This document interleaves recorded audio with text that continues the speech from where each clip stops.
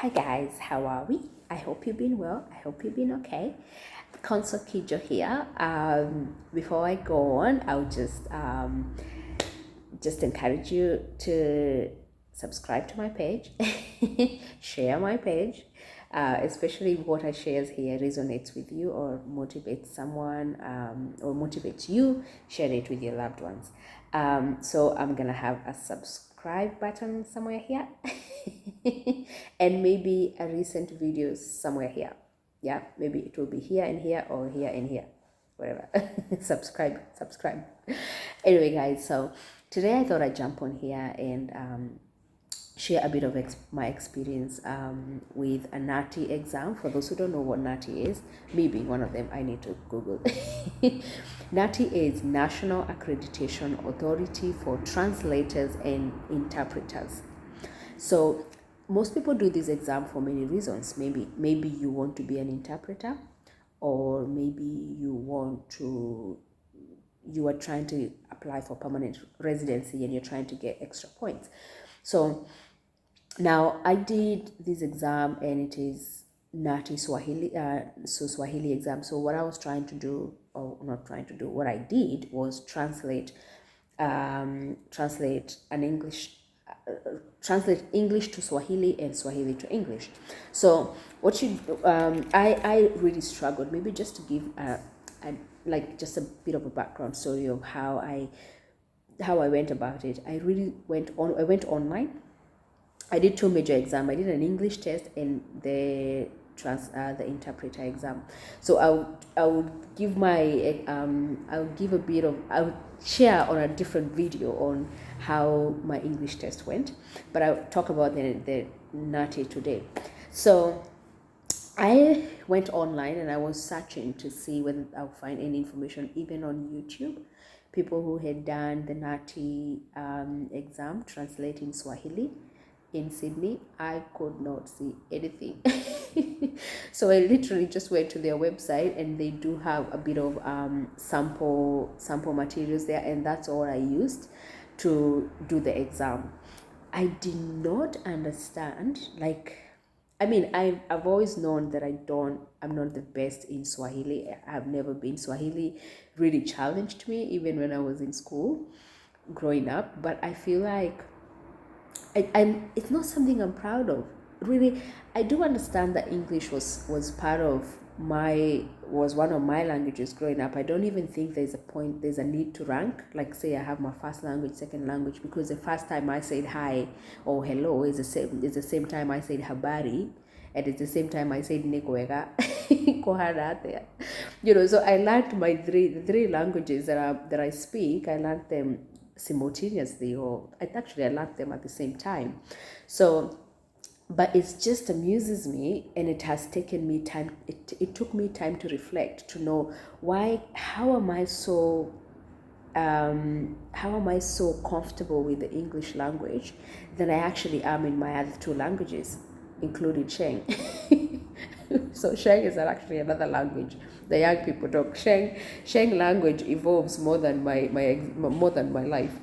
But I guess what I'm trying to say is I just couldn't find any materials anywhere, and it was a bit hard to be able to. I was tensing. I was a bit. It was a bit, taxing to even just think about how I'm going to go about it. But like what I discovered was it was easier for me to translate Swahili to English, but it was the hardest to translate English to Swahili. Now, it could have been because of the context. It could have been because of the technical jargons, but like, how do you even say retirement in Swahili? Because I just didn't know how to translate that, retirement. So the first story was about a guy just hit a kangaroo with a car, and he was trying to get compensated by an insurance company because he had some type of insurance policy with them. But apparently, so the conversation was heated, and I was feeling like I'm in the middle trying to mind my business. But the guy was really, the guy was a Swahili speaker, and he was quite upset when the insurance company told him they couldn't, like his cover couldn't, I mean his policy, what do you call them, like the insurance policy, it couldn't cover for the damage, because he had not, you needed an extra kind of cover on top of what you already have to be able to cater for such an accident when an accident happens. So apparently it's very popular for people to hit kangaroos in Australia. There's so many accidents actually where vehicles are damaged when someone hits a kangaroo. That's how strong that animal is. But you have to have like an extra cover for you to be covered if your car is injured because you hit a kangaroo. So that's what the lady, the Australian lady, was on the exam audio was trying to tell the gentleman. Unfortunately, we cannot be able to compensate because you're covered. Your policy doesn't cover the type of accident you had. So it was quite fascinating because I did not factor that. Like the story you might hear might be emotional, or it might trigger you, or it might like just it threw me off, because I'm like, why am I getting so involved? Am I feeling like, when the lady was explaining, I'm sort of empathizing or sympathizing with her, because clearly there's nothing she can do. She's busy doing her job and talking about there's nothing I can do. But also the gentleman seems really sad and concerned, and the fact that he's speaking Swahili and I'm understanding it, I was more like, okay, can you not be so invested about what he's saying, but actually translate. So there's a lot that goes on. So I think for me it was hard to translate, to be able to translate English to Swahili. What is insurance cover in Swahili? What is third party policy? Even I don't know. So I guess what I understood was within that exam, you can actually pass if you are able to relay the message, because what I understood was interpreting doesn't mean that you interpret word by word what the person is saying, but just make sure you don't misconstrue the meaning. So you sort of translate the meaning, even if you don't use the exact word that person uses. So you lose marks for addition, subtractions, and obviously misleading information. So I got 66 out of 90. It was a pass, but still, very close, because the cutoff is 63. So I barely made it. Anyway, I did pass, which is obviously I'm so grateful to God. But like I said, it can be a bit tough. The other thing is, like, when I reflected about this, I reflected when I was in public school, because I went to boarding school when I was so young. I went to boarding school when I was 10. But I know growing up, all the public school I went to, we used to actually get a caning. We used to get a beating for speaking Swahili in school. If you were found, they actually had something called Monto, and I think I did another video that I might share in the future, but it was more of how I felt the other day when I saw, I think it was the government official in Kenya advertising a Chinese language in Kenya, like saying that it will be introduced to Kenyan education system. And I'm just thinking, hold on, most people don't even speak their mother tongue, leave alone bring another language and make it compulsory. It didn't make sense to me. Anyway, I digress. What I'm saying is, it reminded me that we would actually be punished. We used to be punished for speaking Swahili, and we were encouraged to speak English.